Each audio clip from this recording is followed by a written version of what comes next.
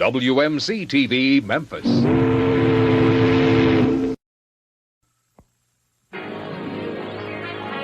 This is the NBC Television Network.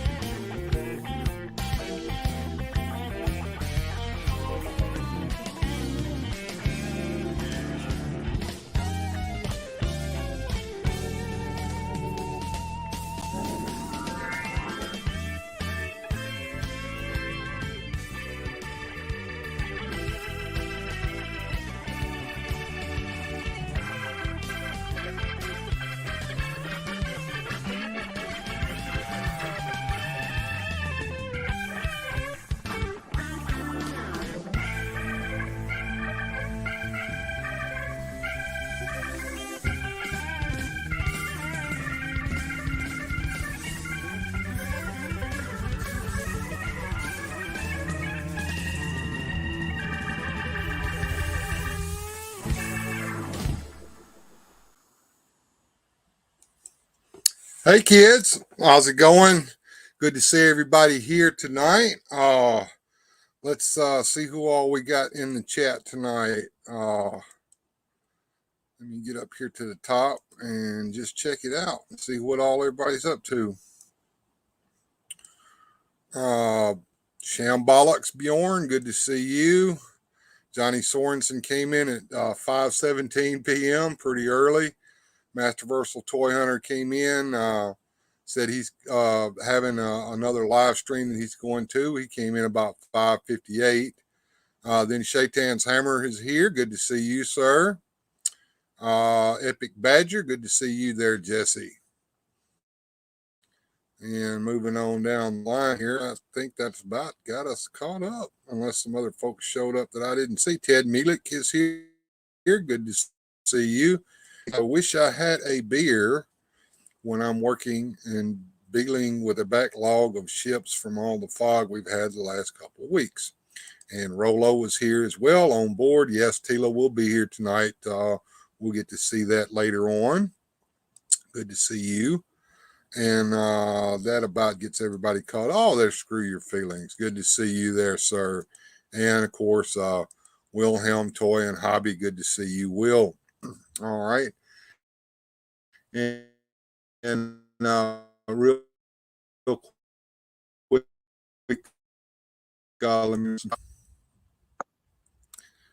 whenever you see these guys in the chat, be sure and shout them out and say, hey, thanks for keeping the lights on here with us today. All right. So let me go ahead and get my buddy Largo in the chat with me. As soon as I can see his face, I'll pop him on the screen and we'll get this show started. Hey, Largo, how's it going, my man? It's going swell.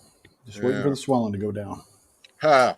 Well, right about 15, maybe 20 minutes before showtime, a thunderstorm started outside. So I don't know what's going to happen tonight. We've got some special guests here tonight. It's good to see them down there. We'll get to them in just a minute. We're just kind of getting the show started here. So you got a lot on your plate there, Largo. So I kind of decided to make this one just a normal Saturday night, late night show like we always do. No spotlights tonight, folks, but hey, we got plenty of show. Don't worry. Indeed. Yeah, I've kind of put my fingers in a couple new projects, and it's kind of eating up my week, plus dog sitting. Yeah, I was telling you earlier, it's admirable that you've got so many things that you're doing, but damn, don't bite off more than you can chew, brother. Well, what they say: if you want something done, give it to the busy man. That's it. That's it. Now we got a special guest down here with us tonight, folks. We've got Rob from Masters of the Mini Comics. I'm going to go ahead and bring him on in because I don't know what his schedule is like, and I don't want to hold him up. Hey, Rob, how's it going, my man? Howdy. What's up, guys? It's good to see you, man. How are you? I am doing well. I am doing well. Yeah, I'm actually making some episodes right now. So you got me in the action. You got me in the middle of doing some voice acting. All right. Just out of curiosity, now I watched recently that you did a recreation of the old comic or storybook comic that came with the Point Dread set. It's two stories in there. Yeah. The Power of Point Dread and Danger at Castle Grayskull. Yeah. Now, is it my understanding that now this is admirable if this is what you did, that you did not watch or listen to the actual record at all or read the record before you did that, so you didn't know what the voice acting was like or anything? That's correct. Yeah, I have Largo. I haven't met you yet. I'm Robert. How are you? Good. Largo's my co-host. Yeah, I've seen you on. A couple of months ago you started or something, I believe. Mm-hmm. And so good to see you. We hadn't ever talked about my show, so I don't know if we're going to talk. Do you know what I do? From what I understand from Bill, you do a little bit of stop motion animation, mostly Motu stuff. Not stop motion. No? He actually takes the comic pages and puts them up on the screen, but he does all the voice acting and he does sound effects and puts music behind it from the original cartoon show to kind of recreate the cartoon in the mini comic style. Oh, very cool. Yeah. So that's exactly right. I basically make 80s cartoons out of the comics. Nice. So I make them like the original He-Man cartoons, or we try to. It's a tribute to that show. It's a tribute to that genre, where we're giving people, Motu fans, whoever, the opportunity to hear these comics performed. I have 6 professional voice actors on my retainer.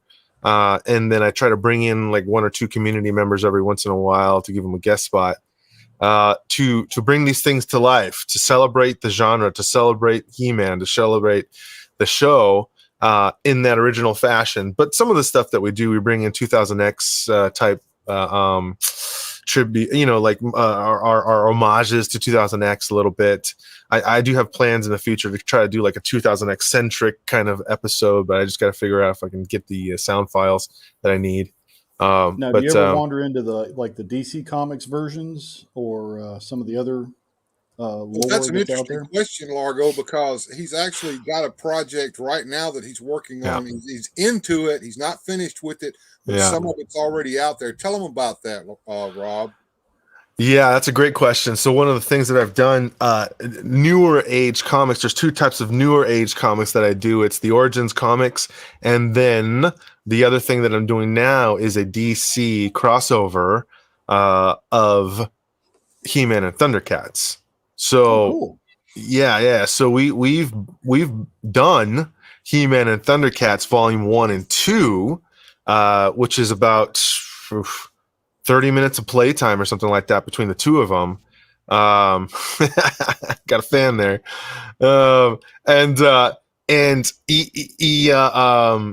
It's coming out amazing. I mean, so I have these pros helping me put it together. I'm getting a lot of mentorship and help on my performances from Brian Dobson, who played Skeletor in 2000X. He's my acting coach. So he's helping me play this like it's a real show. It's unbelievable. I'm learning with him. I'm learning by him. I'm learning by my from the other actors that I work with. and it's awesome, man. So the original question was, Bill, I can't remember.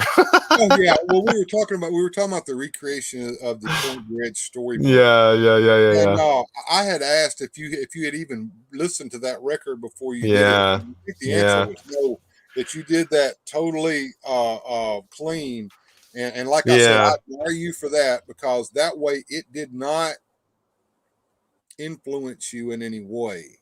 And of course, I could tell, and that's okay. That's right. Yeah. So storyline was to me, it changed it a little bit. It didn't make it not in a bad way, folks. It's just different, and it's worth watching it, especially if you've listened to the story. Yeah. Now, just out of curiosity, have you ever checked out some of the German audio that they've done? I know there were some audio books that were over there. The voice acting in that is really cool. Tell them about that, Rob. Yeah. Bill knows what I got going on. It's so funny. So there's a German audio world, basically. They 20 something issue, 35 issues, something like that, where it's kind of a significant thing that British people have done and Germans have done, where they have their own literature and videotapes and all that kind of stuff. So I'm working with right now. He's like 99% done. It's 18 pages long. I just read it today. He's translating one of these German stories for me to bring it to Americans. Very cool. So yeah. So he's doing the bubbles. Everything looks professional. We did a little bit of tweaking on some words I read it today in detail, so I can give him some feedback. And like Skeletor would say it like this in American or whatever, stuff like that. So that's going to be coming soon as well. It's a little bit long. I didn't realize how long it was. So upon my experience of doing this double feature that I just did, man, it's so incredibly difficult to do a long one. So it might be working into it maybe a couple weeks from now or something like that, piecemeal it, because it took a lot out of me to do that double feature I did last week with recreating what Bill was asking about. The only thing that I did is I wanted to give an homage to that exact story by introducing the story with a little bit of the original soundtrack. So that's why when I started it off, well, first of all, I promoted it with some of the original images of and how they introduced that story is like, hello, everybody, this is He-Man. Come and watch my show, or come and listen. So that was to that original tape that I knew they did that. They did that. They read that part of it, the real long thing. And then the other thing that I wanted to give people something to was the music, because in those old days they couldn't, I don't think they had the rights, or they didn't even bother trying to use this book came out before the cartoon show.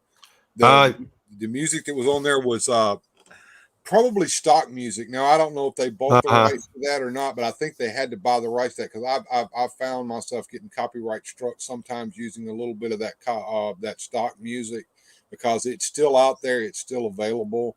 It was a record that came with one of the golden books, and I did a recreation of that. And I actually found the stock music for it so I could use it. And when I used it, of course, I got a little copyright notice. But hey, not monetized. I don't care. But no, I get that. But just for my stuff, they don't like me using the He-Man song. That's the number one thing they don't like. Yeah, that one will get you copyright struck. The He-Man song. Now, one of the ways around that, there are cover versions of that out there, and sometimes I've used those in the past. Yeah. I'm not worried about it either. About the stories, there was a like Anti-Eternia He-Man came from that lore. Are there any other surprises like that you found going into those foreign versions and seeing different storylines or things like that? Well, the animation style or the illustrations are totally different. They're not like, people are going to see the illustration styles of these different the countries, and there's going to be different. It's not Alfredo Alcala, it's not those guys, Larry Houston, Earl Norm. It's none of that. It's totally different, and they look a little different. So that's probably one of the number one things that people are gonna be like, oh wow, this is different. What is it, Bill? Rob, the question I have is, now these are mini comics that were done overseas that you're talking about. Now, what Largo's referring to, there are a set of German audio plays for He-Man, and those things are long and complicated things, and they're all in German, and the storyline is totally different from what you're used to in He-Man. And that's where Eternia He-Man was first introduced, and other things. What we're wondering is, are you going to try to tackle that at any time? Well, if somebody translated those for me, then yes. But are they not read-alongs? You're saying they're not? No, they're not. They're actual German audio plays. They came on cassette tapes, and they were included with figures, I'm assuming. Now, down in the chat, the live chat. I have a good friend of mine named Rolo, who is a German, but he's living in Mexico right now. Yep. Rolo has in his possession those audio plays, I think, and they are digitized now. He lost his computer recently, and I hope God they weren't on that. But well, I mean, they're online. I've seen the tapes. Somebody sent me links to the tapes and stuff. They're on YouTube. Now I was just assuming that those tapes were linked to a story, and one of those stories is the one that the guy's translating. One can only wish. One can only wish. I have no idea. I'm not German, and I've never really read or seen any of this stuff personally. I know about it. Looks like Rolo's mentioning that the rights for those are in the hands of Hidern. I can't pronounce that. Cotran, not random, not free for use. Okay, so the rights for those particular audiobooks are still they're not available for use like the other ones. So okay, now we know. Well, yeah, I mean, if those are stories that somebody had said that they want to translate into the English dialogue, which I think would be a huge undertaking if you're saying they're long. They are long, and they're complicated stories. And like I said, much stuff was introduced in those that was never introduced over here. And like I said, Anti-Eternia He-Man, a lot of people are like, where does this even come from? Why Anti-Eternia He-Man? What is this? That was a storyline from Germany, and it was a very, very interesting storyline from what I understand. And it also introduced He Skeletor, because an Anti-Eternia, right. Well, it's an interesting rabbit hole to go down to if you have the time. Wow, incredible. Yeah, I mean, I would love to see them translated. That would be amazing. So maybe that's something that for the future, something to put. Yeah, I got a huge. I have quite the list ahead of me. So it's a. Well, that's another good question to come on to. Now, you were telling me that you might have some new projects down the pipe.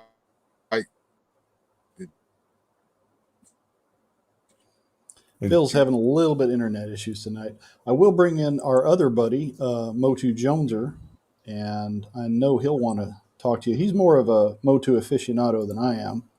There he is. Okay. Hey, Joneser. Hey, man. How are you? I'm doing good. Yeah, nice to meet you. I'm Robert. If I'm not mistaken, I think we voiced the animation of Radical Toys together once. You did. I did Skeletor. Oh, maybe not. I worked with a guy that put together a bunch of people from the world and did a audio drama. His name's George, and we did that as a conglomeration. But I don't know if I did, because I work with Radical. He does some animation stuff, right? Yeah. Adam. What's his name? I think you did the He-Man voice, and I think I did the Skeletor voice on one of his bits. Oh, it was a bit. That's right. That he did the little animation thing. So I'm very aware of you. Oh, it was only like a minute long or something like that, or if even that. yeah. That's right. That's right. I don't think it only had one or two lines or something. Yeah, it was something me and him were talking about. He gave me the like 30 seconds, and we did it.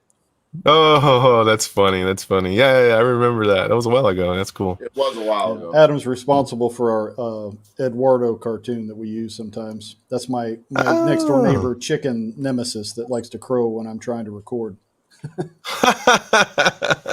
That's funny, dude. Yeah. We just made him part of the show. Yeah, big part of the community there. He's always on everybody's lives and stuff. That's cool, man. Well, glad to talk to you. I'm just hanging out. I'm doing some stories right now. I just finished reading this, like literally an hour ago. The Heart of the Snake. Comics. Yeah, this is one of the new ones, and I'm working on Assassin's Aim as well. But I'm bringing in my actors. They're going to be taking a huge part of these. The Assassin's Aim, we're getting introduced to Hypno and voicing Hypno and bringing Hypno to life for the first time ever, So one of my pros is going to take that on. And then we're going to bring on King Hiss. One of my other pros is going to take on King Hiss. And I'll just stick to my guys, He-Man and Skeletor. Okay. I'm kind of curious about your process. Do you, once you get a new mini comic, you decide that's what your new project's going to be? Do you break down the audio and make a script? Do you scan the pages? What's the process you go through to make that into a production? Yeah. So the first thing I think about is what I want to do next. I need to jump on these Origins comics because of the new waves coming out. A lot of people don't have the words in these things.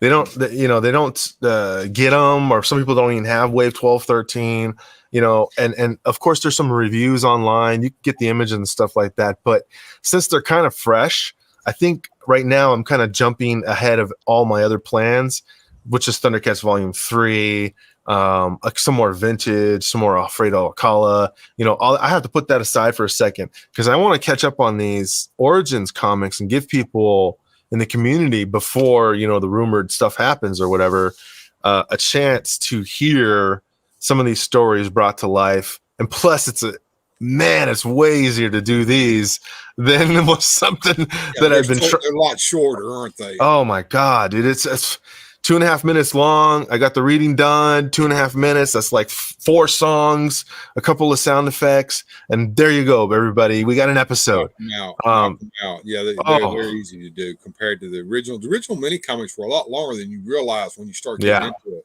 Yeah. Some of the original ones, 12 minutes, 8 minutes. I mean, 26 pages long. The original He-Man and the Power Four was like 26 pages long. Yeah. Oh, yeah. I'm very, very, very familiar. Yeah. You've done it. Coordinate multiple voices and get the scripting done. Yeah, I can imagine that'd be a real chore. But it's a great service to do with a lot of people getting these.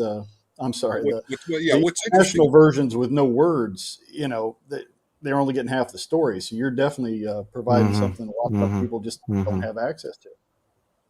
What are you saying, Bill? Yeah. What's interesting, Largo, is that when he started this, it was him alone.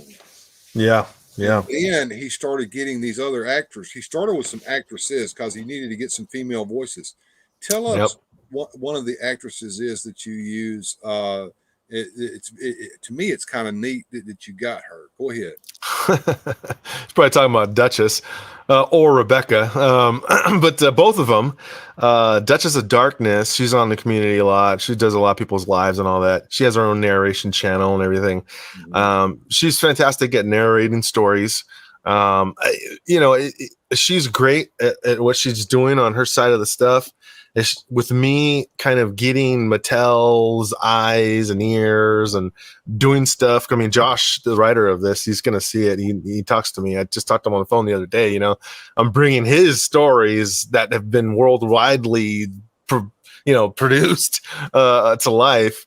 So unfortunately, she's great and all that stuff. I just the roles that I know I'm going to see that Mattel's going to see them. I have to get some pros involved. So. It has nothing to do with anybody. I'm not trying to offend anybody by anything. She's awesome at the narration stuff that she does. It's just I have to weigh a pro female voice actor to what she's doing with better equipment and all that kind of stuff. I'm going to start leaning towards the pros just for the fact that all of us are kind of on a journey to see, like, hey, Mattel, look what we can do. Look what you should be doing, Mattel. Mattel should hire you and put some of that stuff that you're doing on their Mattel channel to promote this line. But we're afraid of what's going to happen, the rumors and everything. But that doesn't mean any of this has to end, folks. Right. I mean, what a dream it would be if all that comes into fruition.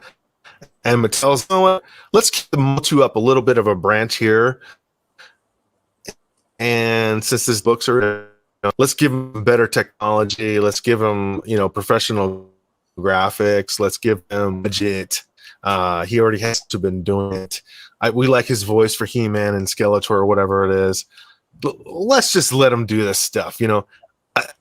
That would be amazing, right? You know how cool that would be? Like for me and for everybody, for the fans, I would give them like amazing 80s cartoons, style and all that kind of stuff.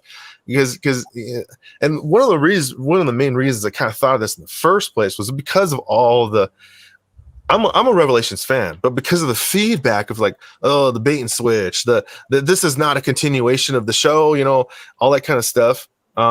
Well, I am doing a continuation of the show. But it's just, we're just different voice actors, just like they were different voice actors. But I'm using the music and the soundtracks and trying to do the same exact kind of acting style, a little bit campy and cheesy at times, and all that stuff. I'm giving everybody that through this stuff and to celebrate it.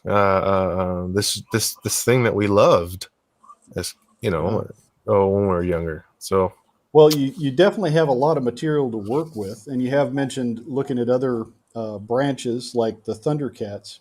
Is there a dream IP you'd like to jump into, maybe way down the road, another type of 80s or 90s cartoon that you'd like to see done in this style?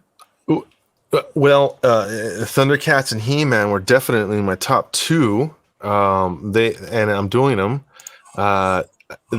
Larry Kenny is the voice of Lion-O, and I've really kind of hustled, I guess, a lot with this stuff. Like I'm 42 years old. I'm trying to get into a whole new world of a career. I'm not gonna sit around and wait for things to happen.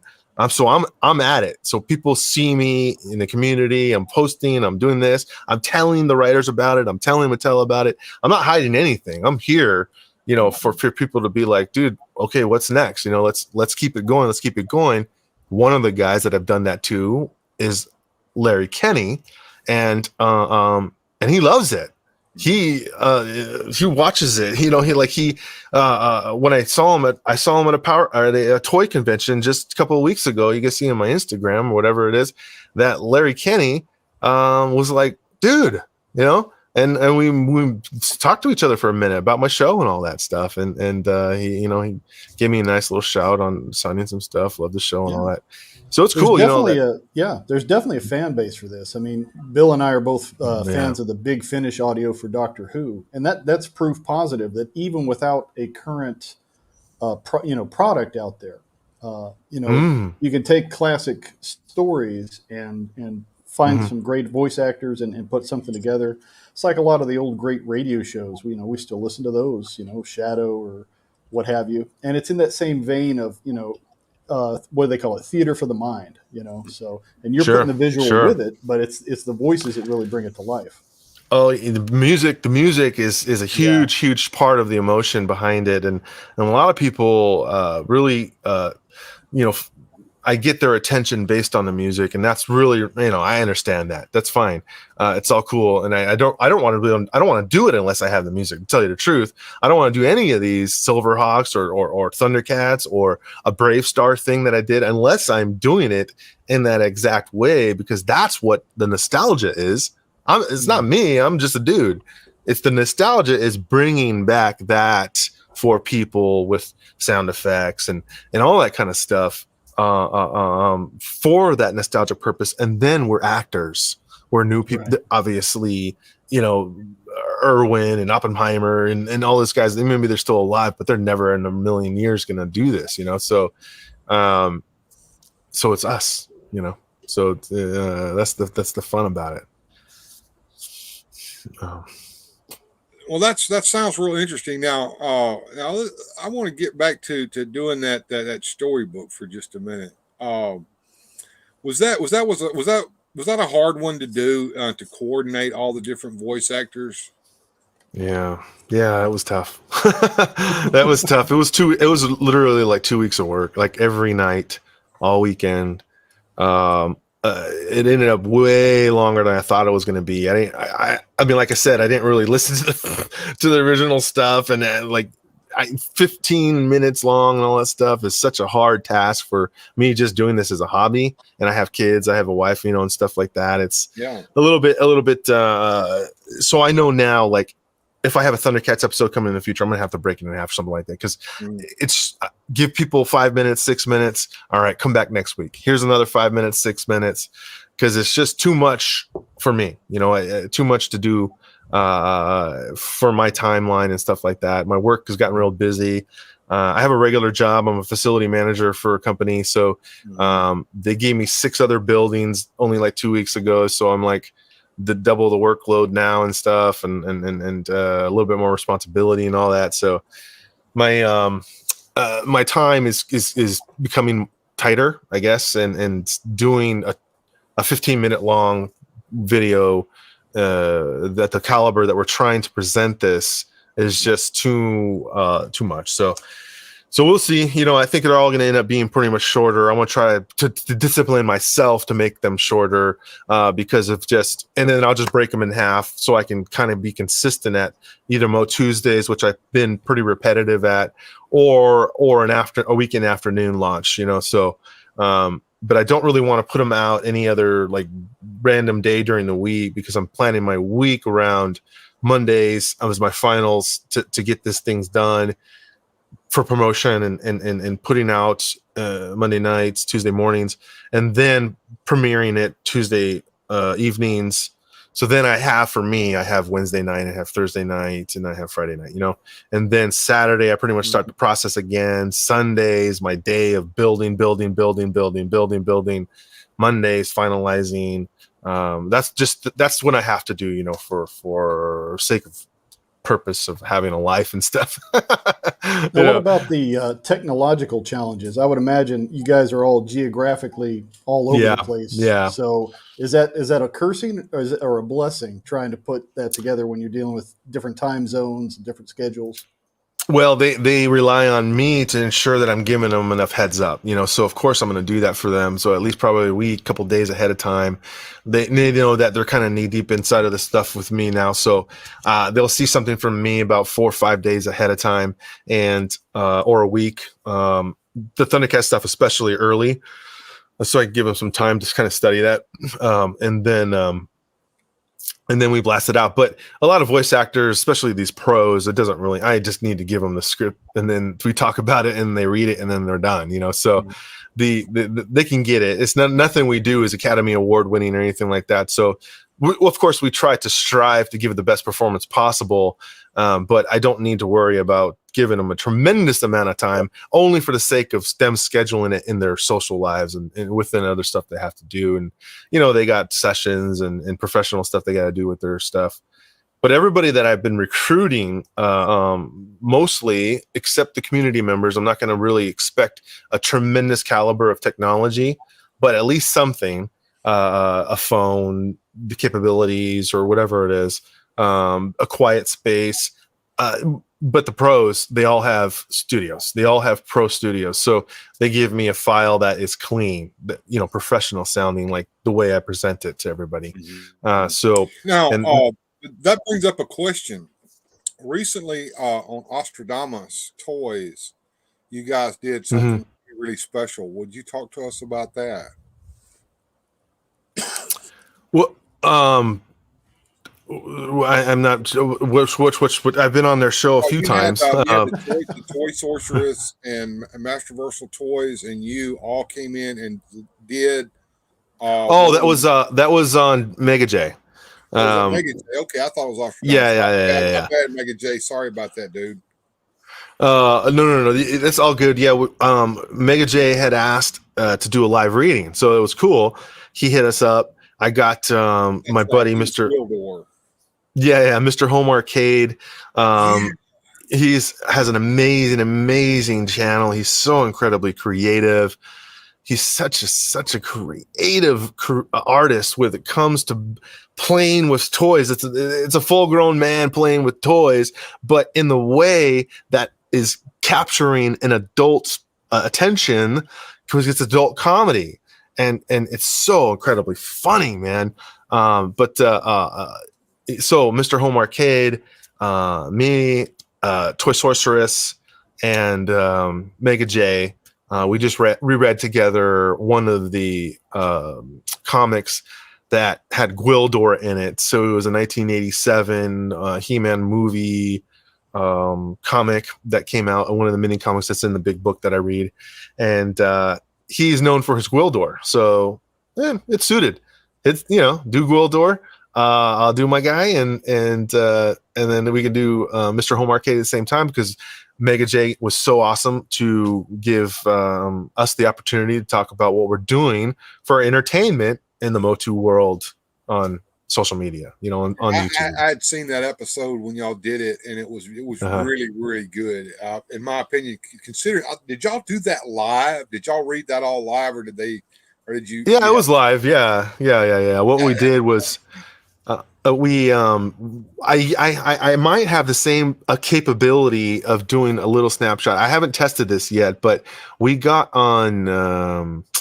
I don't know if he uses StreamYard or another type of live streaming forum, but I use a interface device. It's called an iRig Stream, and I am linked on it right now. So there's a strong possibility I could show you something real quick. Well, I'm game for just about anything, especially on a late night show, and I'm sure that by doing this, you whetted the appetite of the live chat over there. So, well, let's see. I don't know if it's gonna work, but let me see here real quick. We'll try. All right, tell me if you hear this. Yep.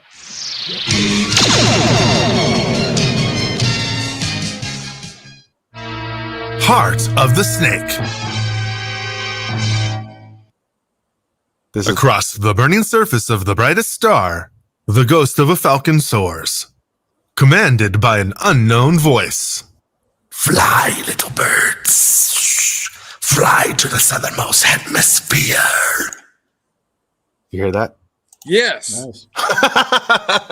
That's cool, huh? It was cool as hell. Yeah. This is so that was a little sneak peek of me starting this episode here. That's what it sounds like. That's what it sounds like when I'm doing my recordings, So what I do is I build this whole thing as me.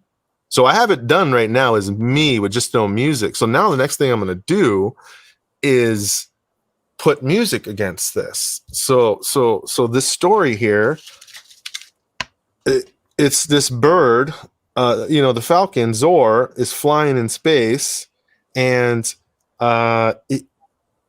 King Hiss is controlling the sorceress with his powers. So what's happening right now? It's kind of action right now.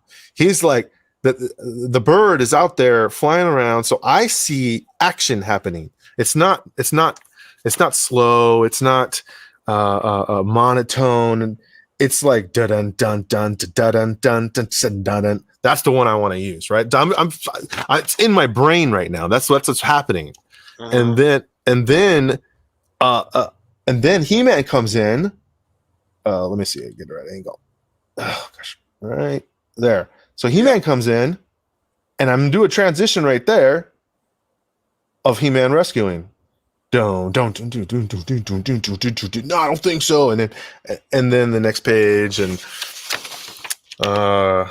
it's He-Man fighting, and it's gonna be action pretty much the whole time. That's it. It's just 2.5 minutes of action. So really, I only got about 3 songs I'm going to do. It's the first scary song, action, evil. So I have a whole categorized Excel spreadsheet of songs and where they would fit and in the storytelling and to help me prompt myself, you know. But that's why I say, man, these origin stories, Mr. Home Arcade's helping me out, man. He has a huge giant collection. So he's going to help me get the copies of everything from the whole thing. And then I'm just going to do them all and get them out. You know, let's get them out. So you use the music to kind of help with figuring out the pacing? So I do the reading first. The performance is number one. And then I build the music based on the performance. So my music timing, where I'm putting the emotion, I take track of the clip and find the exact point in which it should fall based on performance.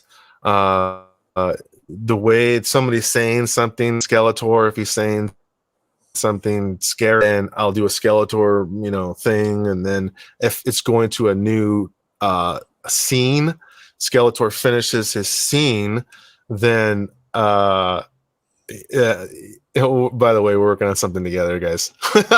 So the scene will change maybe to a nice moment, but I'll fade out the last part of it with like some reverb or something like that. Just like they do in cartoons, you know, just like they, you know, and then it goes away. So now, have you done any cliffhangers? It's cool. It's fun. Or you try to wrap everything up in each episode? We did a cliffhanger with Thundercats Volume 1. It was actually an amazing cliffhanger where it made logical sense. The story was so incredibly long that the cliffhanger we ended up picking was Mumra stabbing Prince Adam. And you're like, oh, dang. He's holding Adam in the air. And that was it. That was how I ended it. So then I let people come in and know what's going to happen next. He transforms and stuff. So it's pretty cool. Yeah, it's fun, man. I love doing this stuff. You know, I'll tell you though, guys, it was hard to do that double feature though. So I have to make a limit. It's just too much. I agree. When you know, I don't know if you knew this or not, but several years ago on my channel, I put up the storyline from the record that was with Point Dread, and included the pictures from the storybook comic in a way so that you watch it and see each panel of the comic come by. And nice. Yeah, I had to split that up into 2 stories so that you the first story goes first, and then you have to come to the next video to watch the second story. Because at the time, I think I was limited to how much I could upload to YouTube. This is back in the olden days, folks. You could only upload for like 15 minutes of stuff to YouTube back then, unless you were a big guy and you had all these subscribers and blah blah blah. You were limited back then, but yeah, I had to break that up, and I could see that breakup. And shorter videos seem to do better with the algorithm than long form videos, and I think Oh, right. Hey, looks like Eternian Ellipse, our friend Sir Clifton, is in the house. Good to see you there, sir. And Mr. Home Arcade had to get back to work, but he dropped a like and came in and said hey to everybody. And Anthony, you've been awful quiet down there in the corner. Is there anything that you would like to say to Rob while he's on? Just listening. I've been a fan of his for a while. I've been watching for a long time. Thanks, man. I guess I don't want anybody to take this the wrong way, because I can hear the passion. I can tell you're a fan. You know what I mean? Yeah. Like, you'd have to be, because I mean, I don't take this as a knock, but I mean, you're all doing this for nothing, and like monetarily, there's no chance of getting paid.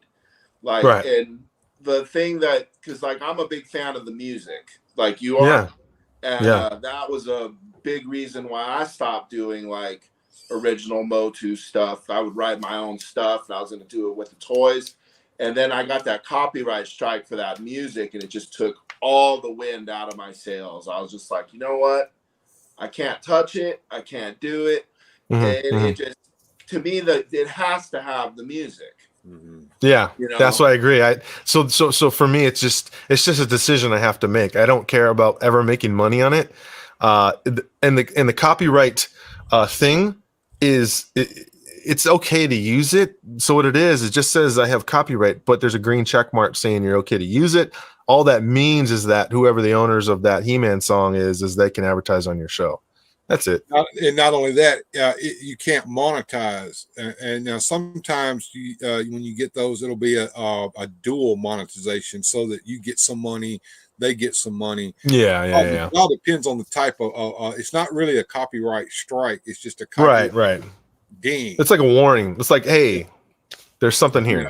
You're using our stuff. We're going to let you use it, but we're going to get all the money out of it. You're not. And that brings me to a point, guys.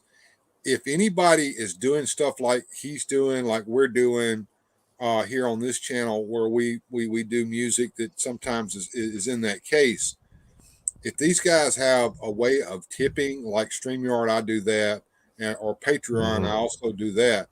That's one way of making sure that we make a little bit of money off of that when we can. Otherwise, is to support these channels that way. So I don't know if you have a Patreon, Rob, but if you do, please let everybody know what that is so that they can join your Patreon. Yeah, I'm not there yet, man. Not mentally, not. There's no need. Not for me. It's the only reason I would think about doing is for my actors, because they're pros. That the only reason I would ever want anybody to do anything is to help me pay these guys, or if I pay them. But everybody's doing it out of the bottom of their heart for celebrating the genre.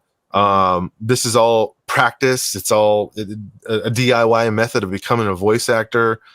This is all portfolio of yes. show to a prospective employer someday, maybe. Yes, exactly. It's so that's why I take this extremely seriously. I do it at the best possible professional level I could possibly make it. If I had to buy like software, stuff like that, of course, I understand why people do the Patreon things, and that all that would be related. I'd have every justification in the world to say exactly where it's going and why it's going there, because it's expensive. But to do voice acting and to do all that stuff, but I'm not. Right. It's a passion project. You've definitely got the passion, and it shows in how you present. I'm curious about your rig there, your setup. I mean, you've kind of built your own studio. I'm assuming that's something that you designed and put together. Can you tell us a little about your setup? Yep. So as amateur voice actors, a lot of people go on YouTube and figure out what's the best way that you can get away with doing something that sounds good, that's not extremely expensive to do. So my house is for house stuff, and my garage is for my stuff. So I'm not allowed to do anything I want to do in the house, just because that's the house, and adults live in that house, and kids and all that. So and they're loud, and there's no privacy and anything like that. So most people, like professionals, adults, can have like a closet and build a little studio in their walk-in closet and stuff like that.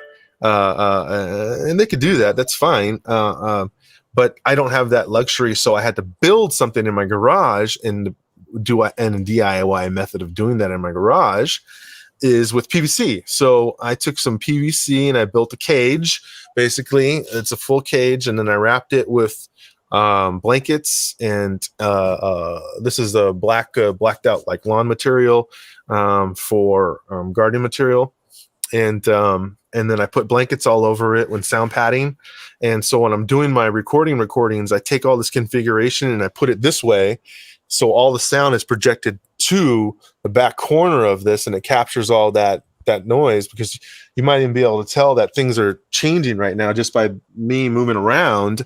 So so my microphone, this is it's a nice microphone setup. I have a nice recording interface. I have professional recording software and all that. Everything I try to make as professional sounding as possible, because if somebody at Mattel or whoever it is, I know they see it, but if they want to listen to it and really listen to it, I'm not shamed by anything. You know, I'm like, hey, you want to hear my raw files? Here you go. You know, like this stuff is like real, you know? And that's what I've done, you know? So this is not only just for my YouTube stuff. This is for like, so when I start doing demos and trying to get on commercials and animation and all that stuff, this is what I'm going to use, you know? Cool. So you've claimed the garage as the man cave, made it totally practical. That's awesome. Yeah. Largo, if you go into my YouTube, there's actually a video that kind of shows how this all looks. So people, I gave a little tour of my toy tour, and I showed the outside of what this booth looks like and my workstation and stuff like that. Basically, it's a 2-car garage, so half of the entire garage is converted to be my man cave-ish, you know, thing like that. Yeah, I'll check makes that me out. makes me wonder, Largo, if his little setup there would be Eduardo proof. It's a possibility. That's what I was thinking. I like his setup. I might have to do some experimenting, but I'll definitely check out your channel and see how you got that all set up. It looks cool. Yeah, thanks, man. Yeah, and then I put a mini split AC in here, so I have climate control. You know, so winter, summer, everything. It's a quiet unit. Before I was trying to do some acting in here with this unportable unit, it was just the decibels are just way too much. So my compressor unit and all that stuff's in the backyard. So now I just have a head unit in here that pushed out quiet noise. So I could work all year in here. Cool. Yeah, it's awesome. Yeah, software can only filter out so much. I mean, you got to have it as quiet as you can. Yeah, that's right. Well, I mean, I would really love it if Mattel or whoever the powers that be that own the copyright to all this stuff would actually release it to somebody with the passion you got or a fan to put this, you know, because that's usually historically that's just not what happens. You know, no, yeah, usually just goes to some corporate entity that doesn't love it, doesn't appreciate it. Yeah, it's a shame. So there's guys like what was it? The Critical Role guys. They took something they did for fun and turned it into you know, a phenomenon, if you will. So there's possibilities. It has happened, you know. Yeah, all the sound files for the He-Man stuff is online. It's on YouTube. I just downloaded it because I don't know if it was James Etalk or one of his buddies or something like that, but it was in those days when James Etalk was kind of owned the He-Man.org YouTube stuff, and it was just on there. So somebody had created these amazing sound files. They're all sound great. It was James Etalk. Yeah, probably. They actually, he's kind of like you. He spent a lot of his time and his money as he's a huge fan, you know, and then he preserved all this stuff.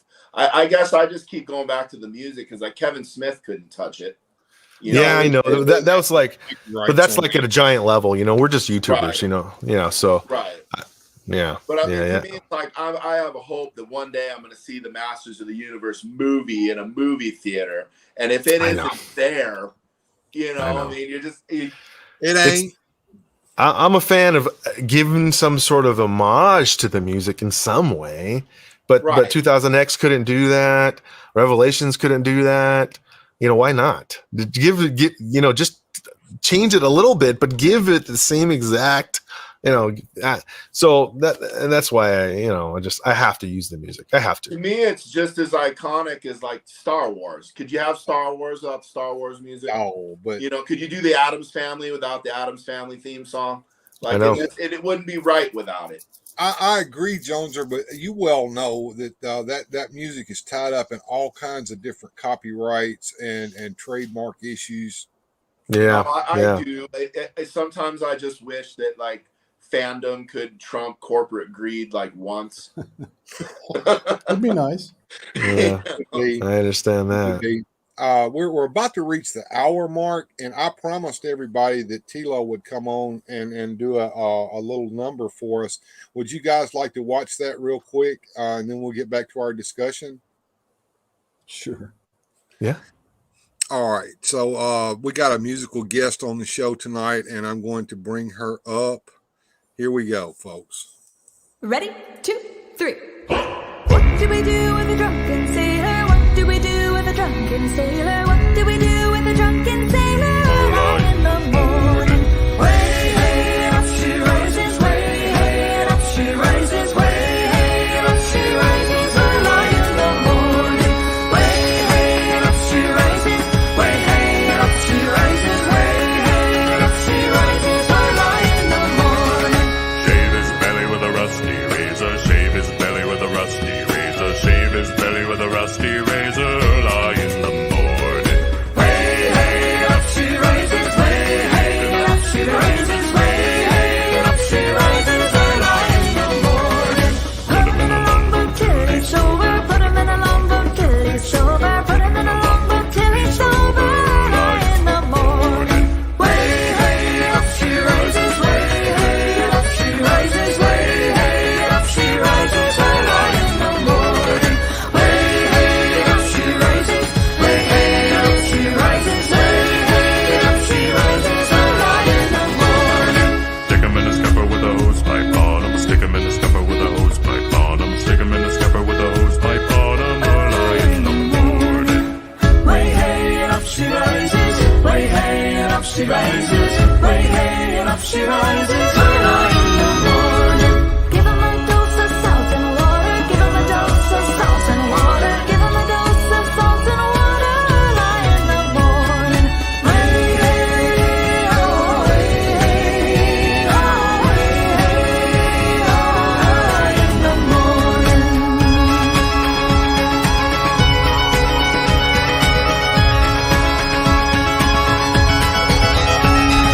That's what we do with the drunken sailor. That's what we do with the drunken sailor. That's what we do with the drunken sailor. Early in the morning. Way up she rises, way up she rises, way up she rises, early in the morning. Way up she rises, way up she rises, way up she rises, early in the morning. Way up she rises, way up she rises, way up she rises, early in the morning.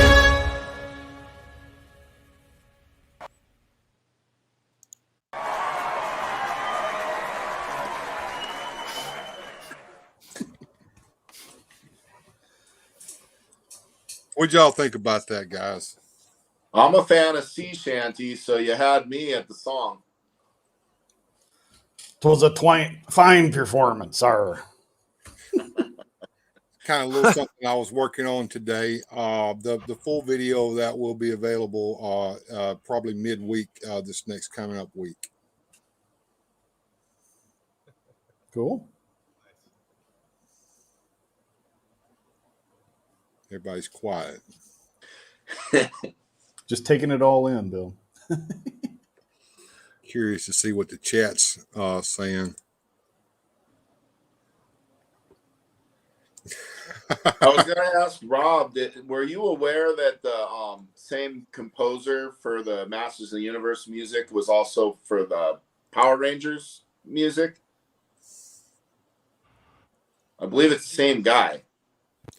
Can you guys hear me? Yeah, yeah. I think your mic was muted there for a minute. Is it on right now? Yeah, it I can is. hear But you. you're kind of faint. I was messing with this. I was trying to do something cool, but I messed it up. All right. Well, the Shooky Levi, yeah, I think so. Yeah, Power Rangers, yeah. He's all over animation, all over the place. Which is one of the main reasons why I would think he'd own, or there would be some rights issues because Shooky Levi, he's a legit dude. Yeah, yeah. And Test. there we go. Check. You hear me? Yeah. Okay, is it louder now? Yeah, I heard a little bit of sounded like it was in a barrel, but yeah, I heard it there for a minute. All right. Yeah, I'm just trying to get this back here. Okay. All Matt right. wants me to replay that at the end of the show. I will replay that if you guys want to, but there is another musical number that will happen tonight before the show is over with. And I didn't know what was going to happen tonight, folks. So I had a lot of show prepared for all kinds of reasons. So there's a lot we can do tonight besides just sit here in our house. But I am just interested in what Rob's doing because Rob's doing some great work over there on his channel. Yeah. If you have any more questions, I can answer. I am now trying to figure out what I did wrong on my software, which is kind of going to affect the way that my performance is on my next episode. So I might start getting a little bit distracted. And I guess concerned that I might have messed this whole thing up. Let me see here. Wait, let me check. Okay, there we go. Okay, now it sounds like what I used to sound like, I think. Yeah. All right. You're sounding a lot better right now. I can tell you that now. Okay, here we go. All right. I think because it sounds normal in my ears now. Before it was like, oh no, what did I do wrong? Yeah, I wanted to because on Mega J's I was able to do some effects and all that stuff, but I have to like do a bunch of settings to make the effects happen. So I don't want to risk messing it up now. No, don't mess things up. No.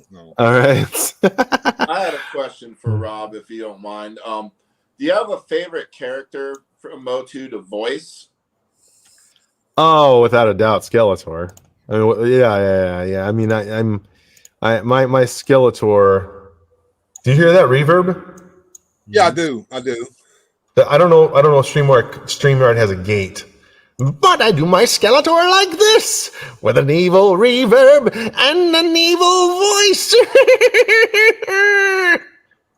And your voice coach is actually the voice of Skeletor from 2000X, if I'm not mistaken. Yeah. Now, can you give us a clue of where you go in your mind when you do your Skeletor voice? Where are you pulling your inspirations from? Well, again, what we talked about earlier, the tribute to the show. Really, I'm just doing Oppenheimer. And so Brian and I talked about what I'm doing. He's like, you do Oppenheimer. You're a great Oppenheimer. Let's try to bridge it towards like 10% of Robert.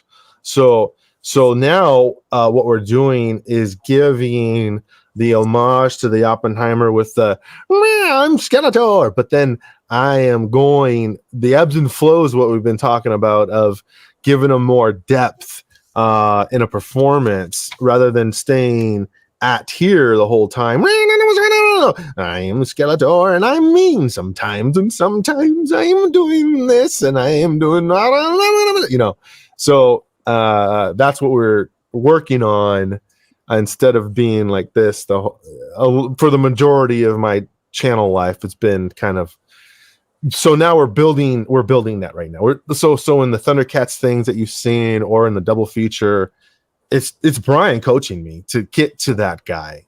One of the first lines that we had worked on was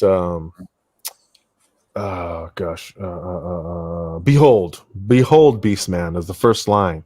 Skeletor introducing himself into the story. And we stayed on that behold line for about 3-4 minutes, like what the meaning of beginning the story, of capturing somebody's attention, and trying to get the behold at the right level, and that, and stuff like that, and make it mean make it be Skeletor truly telling Beastman something. In the next page of that story, he's telling Beastman, we're going to go into the castle here and here. So we were like really pretending like I am on a table with a figure in here. We're going to get He-Man here, and all that stuff. So I'm really, rather than just sitting here going, and here I'm blah, blah, blah, we were actually, doing it. So it's cool. It's a total pro experience, a total session, as we call it, a total session of learning from a professional voice actor with this material. What it sounds to me like is that you're going from basically doing an impression of Alan Oppenheimer to now doing Rob's Skeletor. Yeah. That's what we're trying to get to. We're trying to get to. Of course, I have to stick with the tribute. I want the tribute to be part of this. I want people to experience this. But it's 2023, so we're going to modernize it a tiny bit with everybody's performances, the technology, all that stuff. I want to give it the continuation. So utilize today's technology and talk about this as a continuation of 1980. 3 episodes, truly, in every way we can. Yeah, it's good when you've got some tough acts to follow. I think about like Mark Hamill's Joker, and then somebody coming after him as a voice actor. It's like, how do you top that? Well, you don't. You make it your own. You find your own voice in there. You're doing something very similar with your Motu characters. So that's a lot of work. Did you know that Mark Hamill does Skeletor in Revelations? Yes. Yeah. We're Okay. all aware of that. Revelations. Okay, I don't know if you meant that. Yeah, the comment. Yeah, I mean, all 10 of us who are watching this is, yeah, he's doing the Joker, which is kind of weird. He has a very peculiar voice. I was going to he does ask some great voice acting work. Yeah. Did you hear the fella in the CGI Netflix Skeletor? Yeah. That's a new Skeletor. That was a better approach than Hamill doing a Joker Skeletor. I mean, It was not Oppenheimer, but it was not Joker. It was Skeletor, but not how you've ever heard him before. Yeah. I wish they would have done the same. That guy got me through that whole CGI Netflix thing because I thought his voice was incredible for it. And awesome. It was an interesting approach. Yeah. It was different, and I appreciated it as well. I mean, I thought that show was cool, man. I wanted to sit there and watch it with my kids. Couldn't really get them into it, but so it would have been better experience watching with them.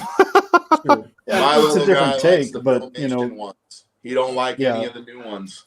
My opinion of the CGI show is that it was more in the spirit of He-Man and the Masters of the Universe than Revelation was, but that's just my opinion.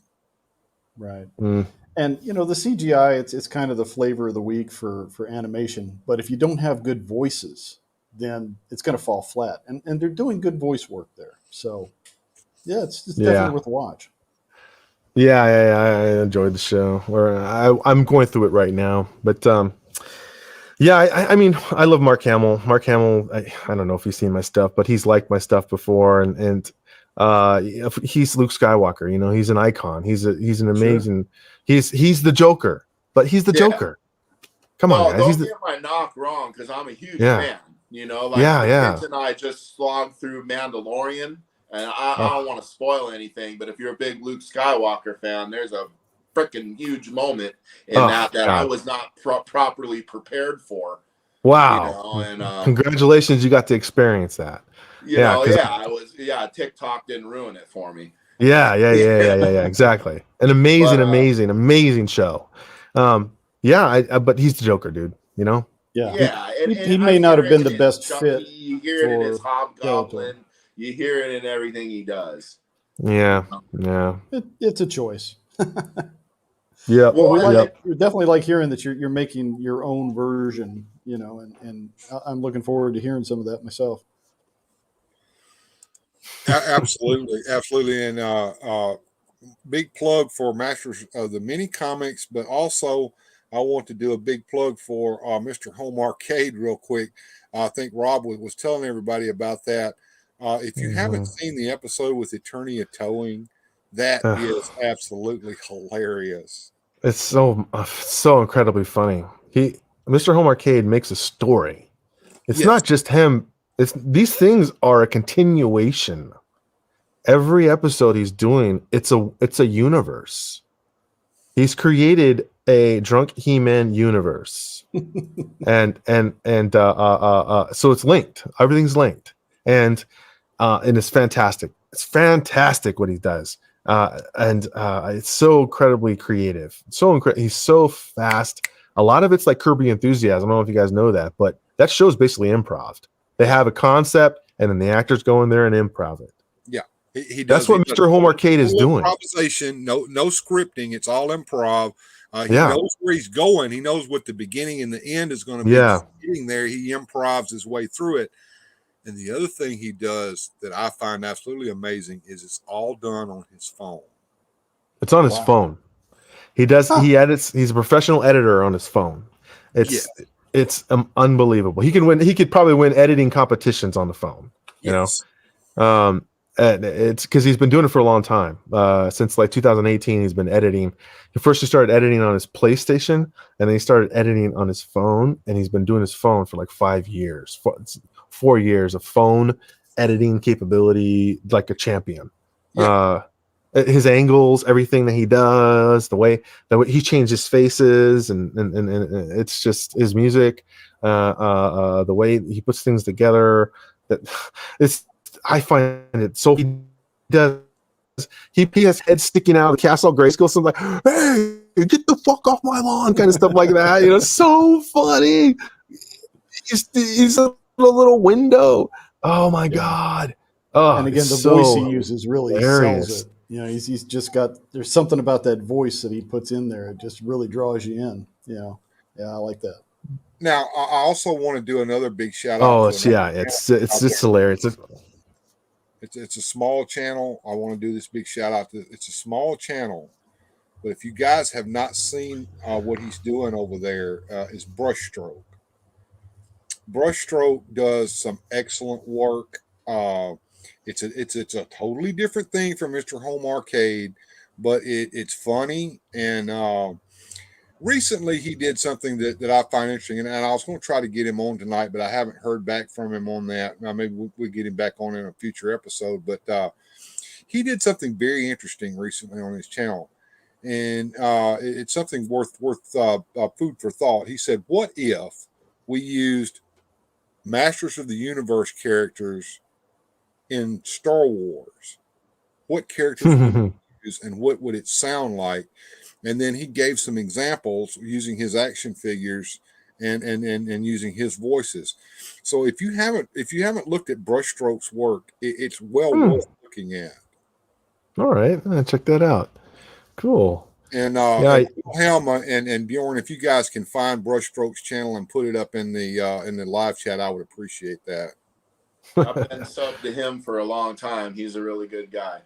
I've had him on the show a long time ago. Back when I first started doing these live streams, he actually came on the show with me in one of my very first episodes back in the day. And I haven't had him on since. Thank you, Bjorn. I haven't had him on since, but we do occasionally communicate with one another. He's a really, really good guy, and he's a professional musician as well. Oh, okay. All right.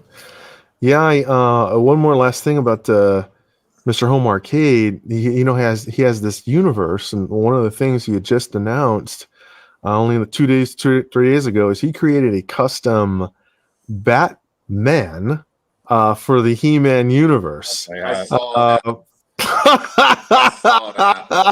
He did Batman, and he's in his drunk home arcade universe, and I'm Batman. Yeah, I'm Batman. The customization will hit him really, really hard. He's doing some excellent customs over there. He's done at least one video, if not more, on how he customizes and his customization process. And they're worth watching as well, because he's doing a lot of cool stuff over there. Hustler, one of my favorite characters on there. He runs the the attorney in Automart, and all their vehicles from. Yes. Did you see the toy hunt that he went on at that vintage store? I think he wound up going in there and buying all the Motu toys that he could vintage in there and bringing them. Well, it was a vehicle. Yeah, he started buying some vehicles and stuff, and then and that's kind of what started his process to do this vehicle idea, to create a Automart of all these different vehicles. He's just brilliant. He's brilliant at this. Just comes up with these clever, funny ideas. Who would have thought of creating a Batman for He-Man, and So it's gonna be cool, when we finally put this together. I'm gonna be doing Batman's voice like this. So Say it one more Cool. time. Yeah. I'm Batman. I want to hear that. I'm Batman. Absolutely wonderful. Yeah, it's gonna be cool. All right, guys. Yeah, let me get back to finishing the second episode here. Appreciate you having me on, and nice to meet everybody, and appreciate everybody's time and efforts for anything they do to support my stuff just by watching. That's all I ask. Watch, share. Let's get the Motu community to know everything that I do. I'm not in this for the money at all. I don't want any money from anybody. I just want people to watch this so everybody in the world realizes, wow, this could be cool. Let's make this official. Get over there to Masters of the Mini Comics and like all of his videos. Go subscribe to him. Share his stuff out there so that more people can get this channel in their feeds. Well, and Yeah, hey, it's Rob, great to meet you. if you What's ever that, Joan? need a voice on the fly, somebody that's deep, keep me in mind. Yeah, man, hit me up. I have a whole list of people who have said that. Just if you have IG or Facebook, I guess I should tell everybody that stuff, huh? If you're on Instagram, Facebook, or YouTube, at Masters of the Mini Comics, I have a page on each one of those places. Twitter, I'm at Motu Mini Comics. Yeah, Motu Mini Comics, because there's a Twitter limit. I'm online. I answer everybody's stuff. I'm not, I try to answer every single comment, every single email. I have a list of people who are interested in doing voices, so I just put it down. And then all I ask for is the people who come in and do guest spots like this is that you're in a quiet spot. You try to make it sound as professional as possible with no background noise and stuff like that, because it's tremendously difficult to edit all that stuff out and to make your sound quality as good as, us putting the stuff on professional stuff. So, Sure. Cool. Thanks, guys. Appreciate it. And we'll see you online. Thank you, Rob, for coming on the show, and we'll see you next time, man. Yeah. All right, folks. That was Rob from Masters of the Mini Comics. So, Yeah, really neat. I enjoyed meeting him. I'm looking forward to checking out his stuff. That's cool. I don't know why that's playing that. That's the wrong thing to play. I'm going to have to get that off of there. I'm trying to play some crowd applause, but it looks like that my crowd applause is not what I thought it was. So, oh well. Well, Jones, right here, you've been like one of them hee-haw characters. If it was not for bad luck, you'd have no luck at all. How you doing now? I've been on a pretty good roll lately, but it's getting better. Good. I figured while I was on the roll, I'd roll my ankle, and I did that last week. Oh no. So yeah, it's just been one thing after another. I mean, we had a death in the family. We had sickness, COVID, car trouble, credit card fraud. I dogs and Good cats grief. living together. I mean, it's Chaos ensues. Yeah. Exactly. But we're on the other side of it now, or at least God, I hope so. I'm starting to run out of stuff that can happen. So. Well, I'm glad you got through to the other side. You still have your sense of humor. That's always important. Yeah, that never faltered. Well, good. We even put a music video to me falling at work to the "Let the bodies hit the floor." We had some fun with it. Anything good going on? They're forgetting he looked like Grizzly Adams, and then he was he came back full force. I go from Chewbacca to Uncle Fester. Video, yeah.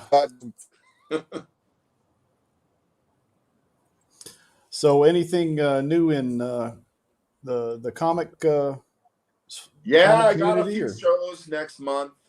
With me and the same guy threw in together the baseball cards and the comics. We figure that's a match made in heaven. Cool. He gets one half the table, I get the other half the table. So I've pretty much got the same 3 boxes that I had from the last show, and then I'm going to throw a 4th one together because I'm going to have a little more table. So, yeah, probably in the next few weeks, you'll probably see me bagging and boarding and pricing and doing all that jazz again. I just bought 100 mailers, so I might start trying to transition to online so I can start mailing some comics over Instagram. I've seen a lot of guys have some success doing that.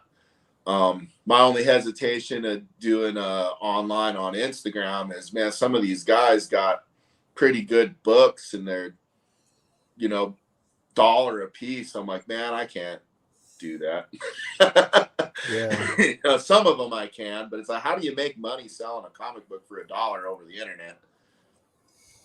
I have no idea. I guess maybe volume. That'd be the only way. Yeah.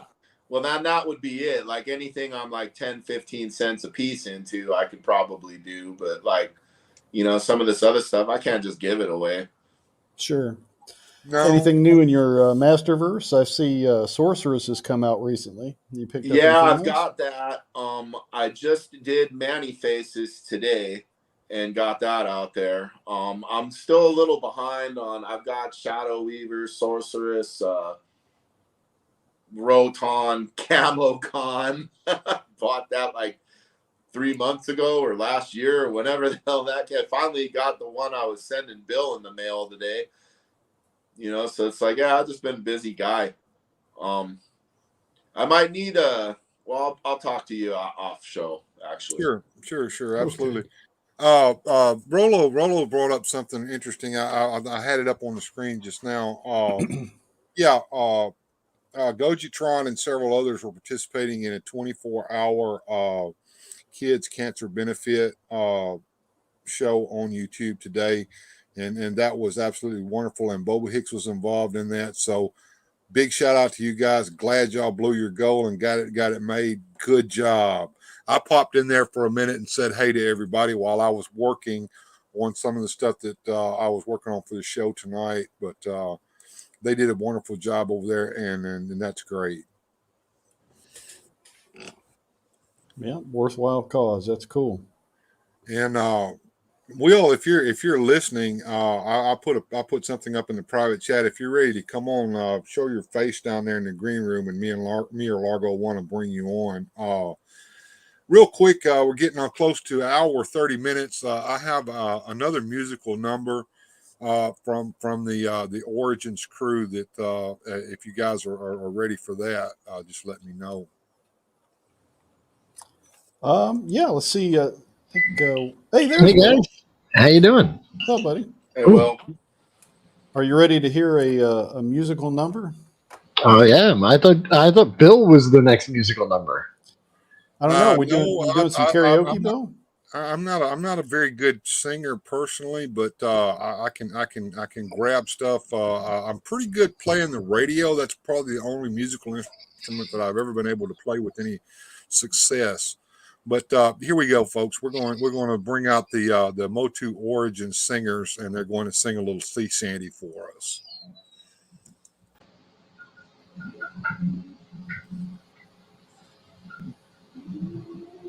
So what do you guys think? Where did you find? All right, good job. Say that again, Jones, or I didn't catch it. Where did you find the love for the sea shanties? I've always had a love for that and any kind of Celtic music whatsoever. And I don't know. I think it's because most of us down here in the South have Scots-Irish roots, and it just comes natural that I would love that kind of stuff. Sally does not sleep with the fishes. Ignore the rumors. Aye, but you do There's love a some- lass that likes the Sally rumpy Brown, pumpy. that one's one of the best. Of course, now the that was done by the Dreadnoughts. They're a very good group, and it's probably going to get me copyright struck. Not really struck. I've already uploaded that one as well. It'll not this week, but next week it'll probably come out as a video that you can watch on my channel. But yeah. And say Shaitan's Hammer. Now I'm going to start searching YouTube for sea shanties. That I don't know where that started as far as the YouTube. I think it started on TikTok. I don't have TikTok, by the way. I won't put that on my phone ever. But people started uploading quick little videos of just snippets of sea shanties, usually with a pretty woman involved. But anyway, that got really, really popular. And there's a couple of folks out there doing it. Melinda Music is the one who did the earlier one that I did, Drunken Sailor. And there's a guy named Bobby Waters who's on YouTube as Bobby Bass. He's got that really, really deep bass tone voice that I used for that. So yeah, sea shanties are very awesome. So are we going to see Prince Adam doing some river dance in the future? Because he's got the tights for it. You never know. You never know. Stay tuned, folks. You don't know what I'm going to pull out of my hat over here. But yeah, I spent the day doing a little bit of stop motion. It's not the best in the world, but hey, I do what I do. And I like salt. The best thing about your show is I at my age don't feel so strange checking out what's in the toy aisle. No, never feel bad about the toy aisle, man. There's more grown people buying toys than there are kids over there buying toys anyway. So nobody ever pays two bits of attention to you when you're toy hunting, because as far as they know, you're buying that for another kid. But so what? I mean, yeah. Love to go toy hunting. I always hit the toy aisle first. My wife knows where I'm going as soon as I hit the Walmart or the Target. I don't know if you do the same thing, Joneser and Wilhelm, but that's what I do. Well, a lot of them now they say adult collector right on the box, so you know they know who they're catering to. She goes to the makeup aisle and I go to the toy aisle, so she misses out on what I want to see and I miss out on what she wants to see, and then we meet up where the shopping needs combined. So you'll take the low road and I'll take the high road. Exactly. We'll meet somewhere by the mayonnaise. Well, that's fun. Yeah, it's always cool to see kind of the way it goes. Yeah, see what kind of fan fiction and interesting things people come up with to, do toy photography or whatnot.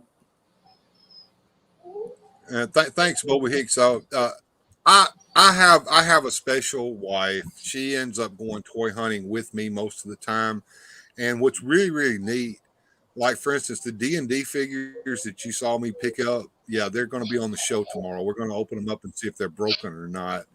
But I wasn't going to invest myself in that at all. Although I'm a big fan of the D&D cartoon show, I told myself I'm not going to get excited about this. I know that the quality on those is shitty, but as I was toy hunting, she's over there. She found them first, and she just fell in love with Bobby, and she had Bobby held to her heart.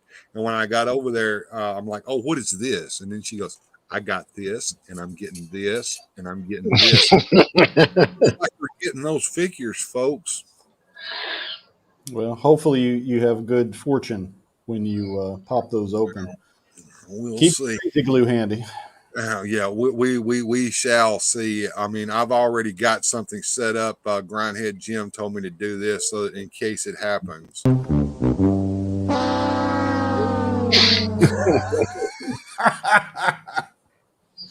Yeah, that's appropriate. So, I mean, it could be. Hopefully, that doesn't have to play tomorrow, but it's there just in case. Well, we'll be hoping you have a good journey, as they say. Absolutely. I'd like to pick up the male cast and a dragon, but I'm afraid of breakage. I don't know. I mean, the new D&D movie, which I'm not very excited about, and if you want to see someone who is excited about it, but is grounded in reality, Greyhawk Grognard looked at his theaters when the tickets went on sale to see how many tickets had been sold for the what is it, the IMAX theater there in his town, and when he looked on there was one seat sold, and that was the seat that he had just bought. Yeah, that doesn't bode well. But Yeah, I think the figures are available, though, is what I'm saying, and the toys are available. They just showed up on the shelf. You can see some of them on my toy hunt video. There was some kind of a crossbow thing that a kid can put on his arm. I thought that was real neat looking. Yeah, Hasbro does not have the best track record when it comes to toy movie crossovers. I think we all remember Battleship and God. those GI Joe stinkers. Uh-huh. Lord of I had mercy. finally So forgotten it. Now you remind sorry. me. Thanks, Largo.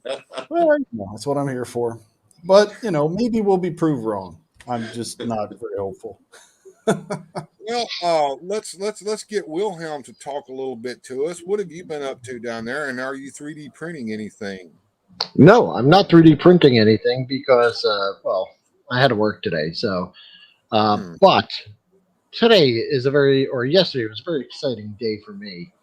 And actually, the minute you went live, I had just finished making my video about the return of 3 3/4 inch Spider-Man from Hasbro. Yeah, let's bring you up. Bring that. Show that off a little bit. This is there my we new. go. I happened to find these. These were announced last week, and I was at Target on Friday, and I found them. So I got Spider-Man, a bunch of other guys. They're all over there. I can't reach them. Go watch my video, and you'll see them all. And I worked pretty hard on that one. It took me a long time.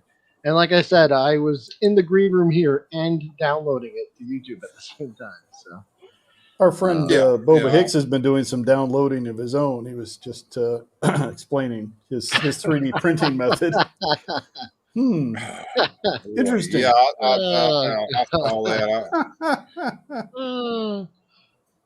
Those look cool, Will. I just recently popped open the Mafex Spider-Man. I've been tinkering with that. I've been threatening to do a review for a while. Very nice. Yeah. But like I like those said smaller in my scales. video, they're not, they're basic articulation, but they're articulated enough to have fun with.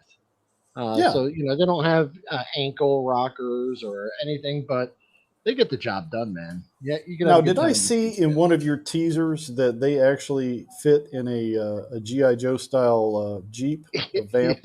Yeah. I had this was the Fun School. That was the Indian company.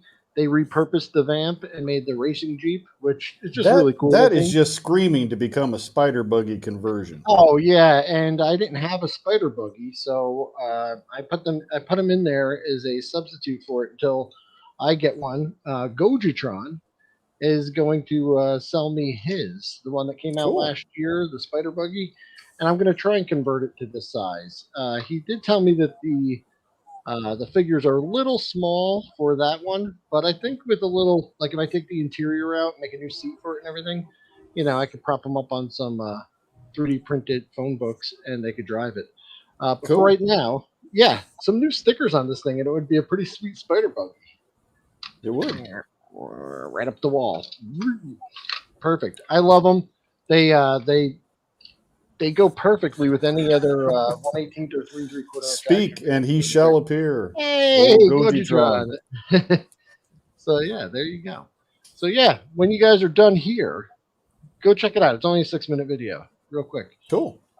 Yep. And they just released the information for their second line, which is going to feature the Avengers, it's called Mech Strike. Mech Strike, where is it? Hold on, I gotta pull it up here. Dino something? Anyway, they come with like mechanical dinosaurs that turn into mech armor. They're it's for kids. It's a toy line for kids, but they're kind of cool. I kind of like them anyway. That sounds interesting. Mechasaurs, Mech Strike Mechasaurs. That's what they're called. It sounds like something you need an ointment for. Yeah. Then my Mechasaur is bothering me. So I'll be putting up a little video on that on the preview. They're coming out in April, so I can't wait. Cool. And are they like kid priced? Are they reasonable? Or are they? Yeah. Oh, yeah. So these are only. So they were $11. I thought they were $10 originally because that's what they said on the release. They said around $10. They were $11 each. You can't beat them. Like I said, It's good, cheap fun. You could toss these across the room and not worry about it. If the grandkids come over, I'm going to throw them just like my Spin Master Batman. I just take them all down off the shelf and I let them have at it. Those things are made tough. And they're toys made for children to play with. They're not collectible items. Yeah, who would have thunk, right? kids playing with toys. Jeez. That's a great idea. I should make a decoy shelf with those kind of toys that's at kid level. So when kids come and visit, it's like, oh, that shelf, that's for you guys. Uh-huh. Leave the other stuff alone. The beater toys. Yeah. Yeah. They're great. Disney is doing an adventure style cartoon of the Dino Mech stuff. Hard pass for me, says screw your feelings. Yeah. The older cartoons before Disney got a hold of it were a lot more fun, I thought. Yeah. Everything that Disney's got a hold of, they ruined. Who remembers Arthur? Arthur was great on PBS. Arthur was shitty on Disney. Can't say I really Not know on that. my Yeah, radar. I just know that their mech strike storyline is a kid's storyline. But now the toys have gone, I think, through 3 different scales. Like it came out like 2 years ago, and it was like 8-inch figures. Now then they were like 6-inch figures. Matter of fact, the Hulk I have is from that line, and I used him because he was like 8-inch, and I used him with the 4-inch figures just because Hulk is huge. Yeah, well, you Hulk is brought up a Hulk. point. You brought up a point recently. I can't remember exactly when or where it was, but you can use different scale Hulks with different scale figures because Hulk gets bigger as he gets angrier. Yeah, that's why I loved it. When I was a kid, I used I had that 8-inch like hollow plastic Mego Hulk that was on the card Oh, with yeah. the purple pants. Dude, he destroyed my G.I. Joe. Like I would put them out, and Hulk would just come in flipping tanks, throwing stuff around. But he was perfect. That was like a really angry Hulk, and he used to thrash the G.I. Joe and Cobra team alike. It used to really bother me as I had some of the Toy Biz stuff from the 90s. Sure. And that Hulk, Wolverine was taller than Hulk. So it's like, Yeah, I their was like, scale was a little Yeah, crazy. but they did have some Hulk figures back then that did work really well as far as that goes. Now, there was one I remember very, very distinctly, and it's a weird figure, but it came with a little Bruce Banner that you could actually put inside the Hulk figure. I have that one on card, and I really want to open it, but I don't. But yeah, the Bruce Banner is almost a 3 3/4 inch like action figure, like in the style of like a G.I. Joe figure. Yeah, and it's like a rubber suit Hulk figure. And you stick him it's in there. weird. It's a weird toy, Yeah. but it was really interesting. Now, of course, I was a grown man when I saw it. I didn't buy it. I had a small child, and I wasn't buying toys at the time. But damn, I wish I'd picked that up. I gotta tell Now, you was that that the from the star of the Toy Biz line for era? me is this Venom, man. This Venom. Look at that tongue. He is just sick, man. That is such a great Venom. And he articulates, he moves, and he comes with the web axe. Oh, I love him. He's my favorite one out of the line so far.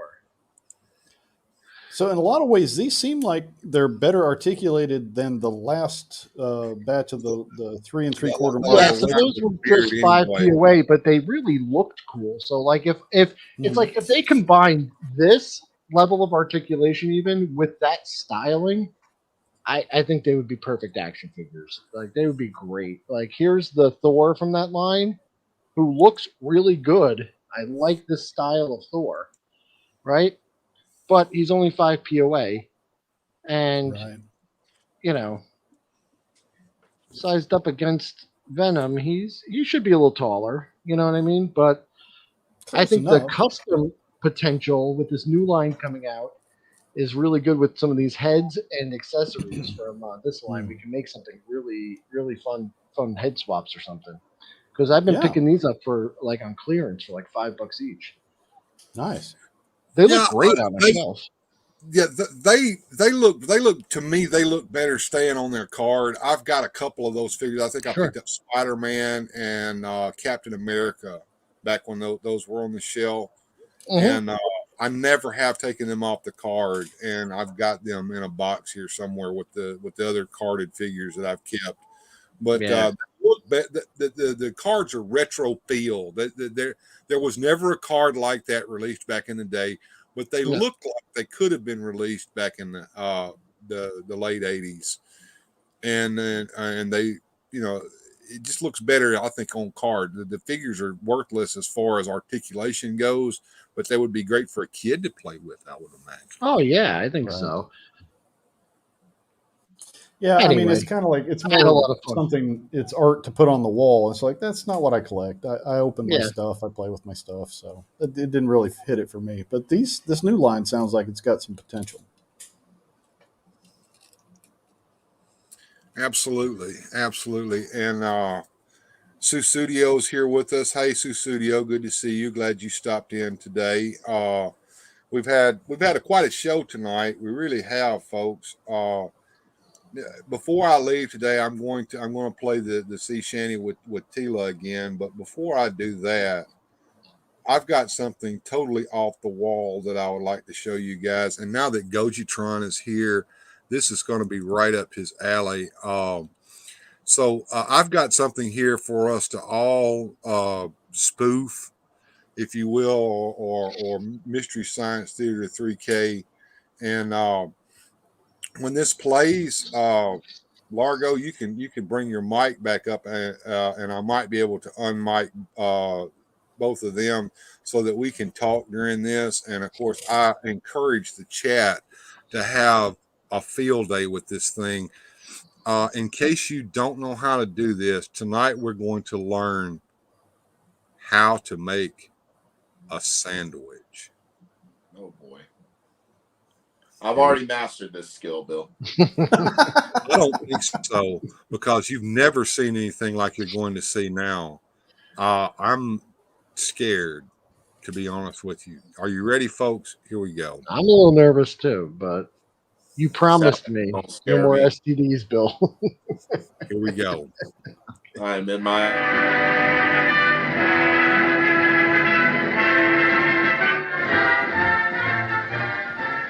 The sandwich is practically an American institution. All right, It is a basic essential for lunchboxes, parties, and picnics.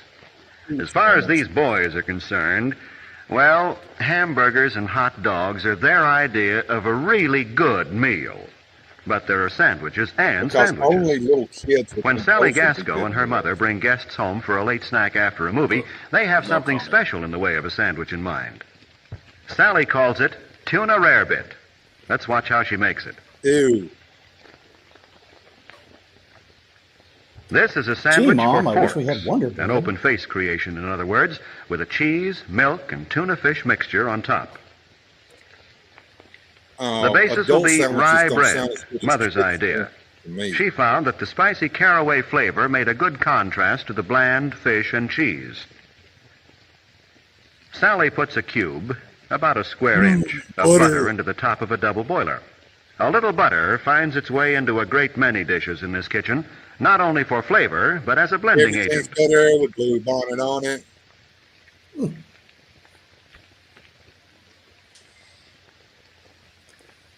Part of the trick to entertaining unexpected guests is keeping on hand certain generally useful foods. One of these is cheese of an easy melting type, which Sally is going to use as a base for the rarebit.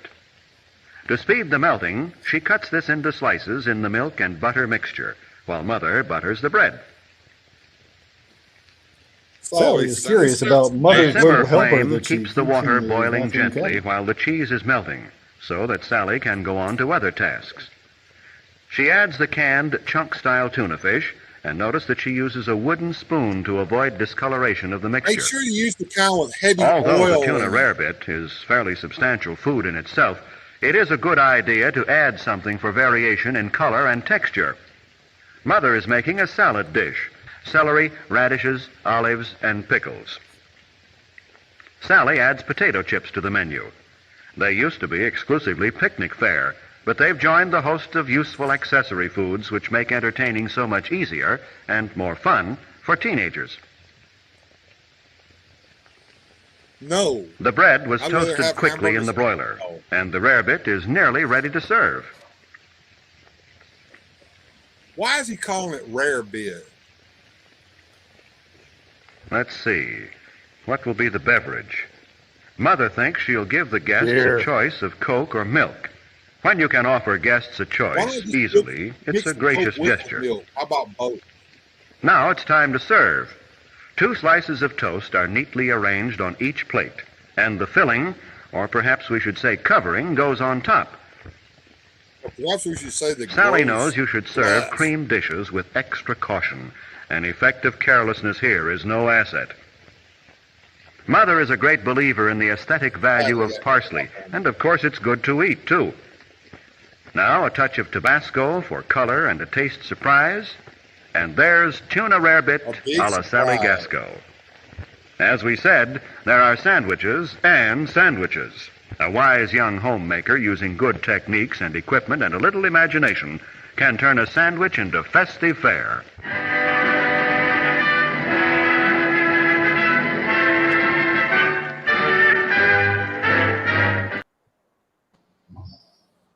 Oh God! I Did they would really eat Oh, that yeah. shit back in the 50s? I would eat it now. What And of course, you know, My what eyes woman were would watering. work? Yeah, what woman would be in the kitchen without her pearls? That makes perfect sense. What an odd combination, though. So she serves a dish of olives. What was it? Pickles, celery, and what? It all sounded good to me. A little flavor surprise, Tabasco.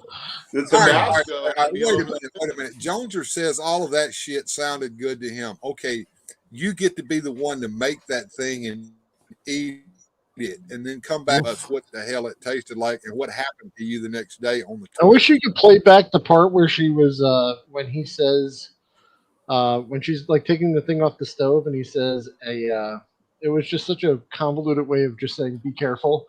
Yeah, Did you see that part where he said like It was flopping that shit on the damn right. yeah. The way he said it Oh, though was just was ridiculous. it Not only would over I the eat top. that, I could come up with something worse. Well, now I've had a tuna melt, and that's kind of in that neighborhood. But what they were coming up with, yeah, that was peculiar, to say the least. I'm Yeah, the they kind don't of show the fella- after party where everybody's going for the Alka-Seltzer. Yeah, right. Having a nice warm glass of milk with that too. Oof. so Unfortunately, Sally is lactose intolerant, and we all Put know some more what that's going to mean Tabasco on your later. olives. yeah. Let's put Tabasco sauce on this while we're at it for a little surprise. Ooh, Hey, Tabasco goes on everything. That's true. I don't know if I could have eggs without that.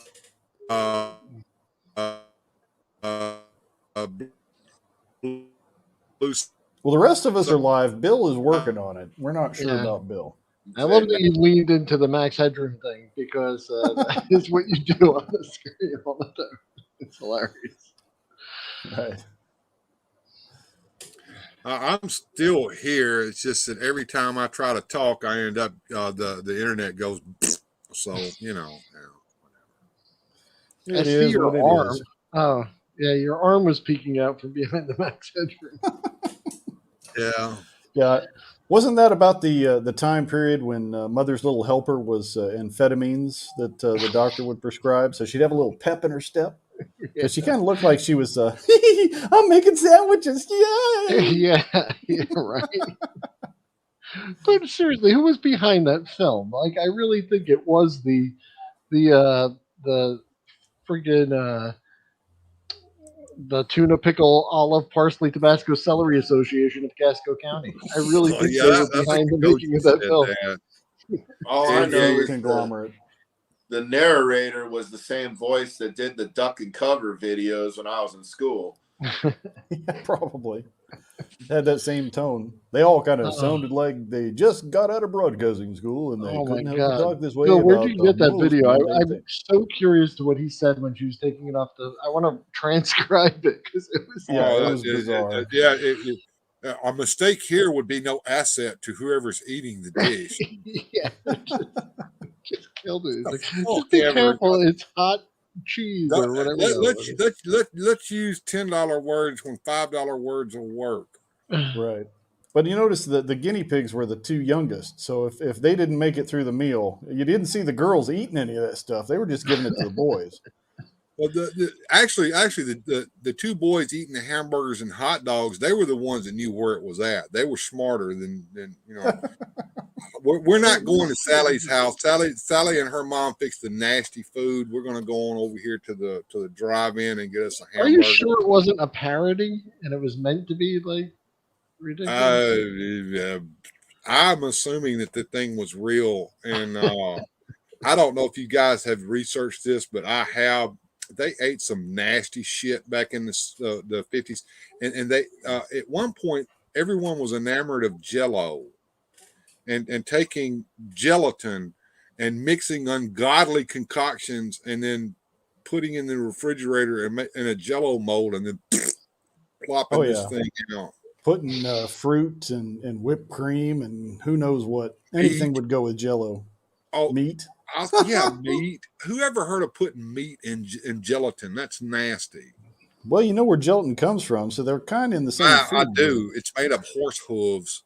Uh, where the hell do you find this stuff? And when you're there, please check out the alien files for me. This shit is all over YouTube if you know where to look. Masters I'm a Maniac said, Gojitron. "Who would kiss Tuna Sally?" Oof. Tuna Sally. What a Yeah, Tuna terrible Sally. nickname. That's her name now. Tuna Sally. Don't go to Tuna Sally's house because you'll have to eat these nasty tuna fish rare bit dishes that her mom cooks up, made with huge block of butter and milk and tuna fish and cheese. Oh. Yeah, somebody's going to be having some issues later. A Big little time. irritable bowel, I think, maybe. But now we know potato chips are an accessory food. It's what's for dinner. Roadkill Sally. Absolutely. All right. And we're getting close to the end, folks. So I'm going to show one more weirdo, and then we're gonna play Teela again, and then it'll be time to go.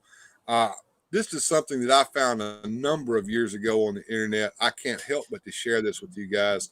And if anybody knows where the opening and the dance moves came from, shout it out in the chat. I know exactly where it came from. And this is the most hilarious thing that I've ever seen in my life back in the day. Check this one out. Darkness envelops my soul. I'm drowning in a sea of black. My heart has been raped. There's sadness all around me and happiness dies. Yeah, happiness dies. Yeah. Hey guys, what are you up to today? Breathing deeply the darkness that envelops my soul. You guys are so weird. I'm off to work. See you later. Bye. Have fun in your rat race life, living from paycheck to paycheck with your corporate games.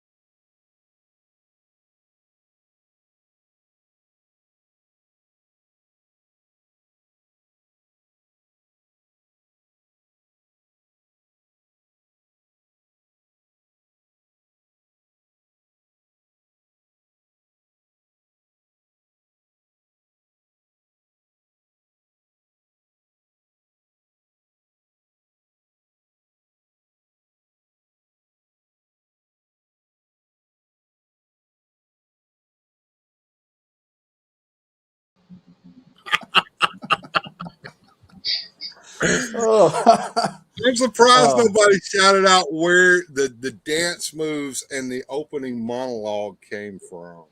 Yeah, was that the bunny hop? What was that thing? What the hell was that? First of all, the Why? version of I Am Gothic that they were playing on there, and yeah, this is a real tune that's out there, folks. That was from Dance Dance Revolution. If anybody remembers that game, and they were dancing on the Dance Dance Revolution mat. If you saw that, the other thing is the whole Gothic dance and the opening monologue came from the episode of South Park with the Goths in it. Yeah. What? But why? Just why do that to us? What did I do to you? I just want to know so I could avoid doing something like that in the future, because that was horrible. Was I'm it really? betting that at least one of those kids is now a certified public accountant with a, a mortgage. You know what's funny to me is that episode with the goth kids on South Park. Like at the time, I was dating a goth girl, and all her friends like looked like that. And I'm watching that episode, and they're like in my house, like on the couch, and I'm laughing at it, and they're getting mad. And I'm pointing at them, going, "This is you guys." And did you lose that girlfriend? She was mad, but she got over it. Oh, but yeah, eventually, probably for a good thing, because they, as you heard in the song itself, I'm insane, but they're insane. Yeah. The part that got me the most on that South Park episode was when the kid wanted to be goth, and they had to tell him how to be goth.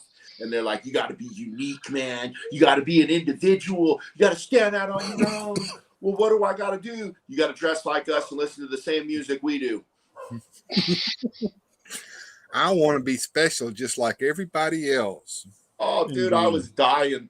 I was pointing at him. We're fantastic, Dorvis. That's Wilhelm saying he double dog dares you to replay it. Please no. I got it queued up now, so it can be played at any time. I'd rather eat one of those fucking sandwiches than watch that again. The next time we go live, I'm going to have one of those sandwiches made ready, and I'm going to eat one. I got tuna in the pantry. I could experiment. I do want you to make it and make it exactly good. Go ahead and then rewatch the video so that you can write down the recipe, so that you make it just like tuna fish Sally did, and I want you to come back and tell us what that shit tasted like, and whether you had the runs the next day or whether you were stopped up. Yeah, but you have to make all the accessories too. You get it. The whole salad thing with all that shit on the plate. Make sure that you slather that shit in Tabasco sauce and get some milk and Coke to go with it. Don't forget the parsley. Don't know who you're messing with, man. I can do this. Oh my challenge God. Accepted. I'm the guy that goes to the man with the iron with the most flames on it. Right.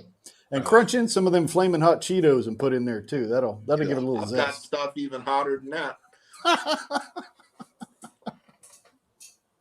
I don't know. That whole deal just sounds nasty to me. But I would tune in to watch Joneser eat that shit.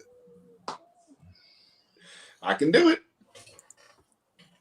I'll come back tomorrow and tell you how my mother-in-law died, Bill. All right, we're going to get ready to go, folks. So what I'm going to do is I'm going to play us out with Teela singing Drunken Sailor, and then we'll just play the end cap, and that'll be the end of the show. Thank you to everyone who was here. Thank you, Rob, for Masters of the Mini Comics. Thank you, Wilhelm Toy and Hobby. Thank you, Joneser, for being here. Thank you, Largo, for helping me co-host the show. Thank you, chat, for indulging me and letting me show you all this crap that just enamors me. And yes, it's been a good show. Thank you, everybody. So here we go. Drunken Sailor, one more time. Ready? 2, 3. What do we do with a drunken sailor? What drunken sailor? What do we do with a drunken sailor early in the morning? Way, hey, and up she rises. Way, hey, and up she rises. Way, hey, and up she rises early in the morning. Way, hey, and up she rises. Way, hey, and up she rises. Way, hey, and up she rises early in the morning. Shave his belly with a rusty razor. Shave his belly with a rusty razor. Shave his belly with a rusty razor. Lie in the morning.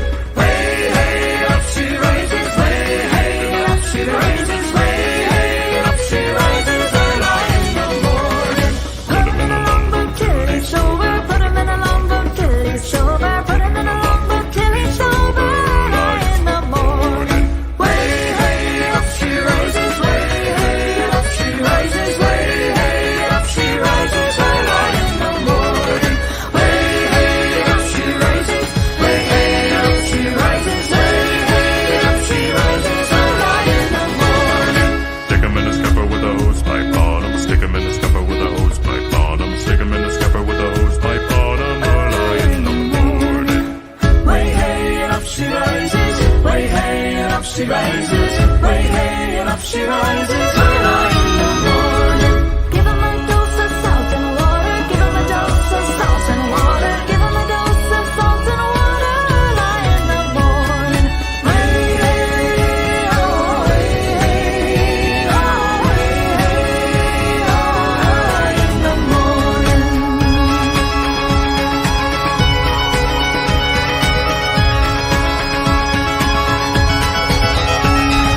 That's what we do with the drunken sailor. That's what we do with the drunken sailor. That's what we do with the drunken sailor. Lie in the morning. Way up she rises, way up she rises, way up she rises early in the morning. Way up she rises, way up she rises, way up she rises early in the morning. Way up she rises, way up she rises, way up she rises early in the morning.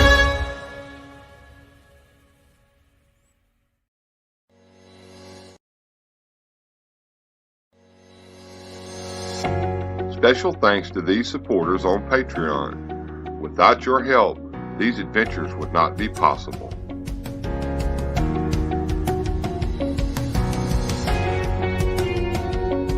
Thanks for watching. If you enjoyed today's adventure, please hit like and subscribe and share the video.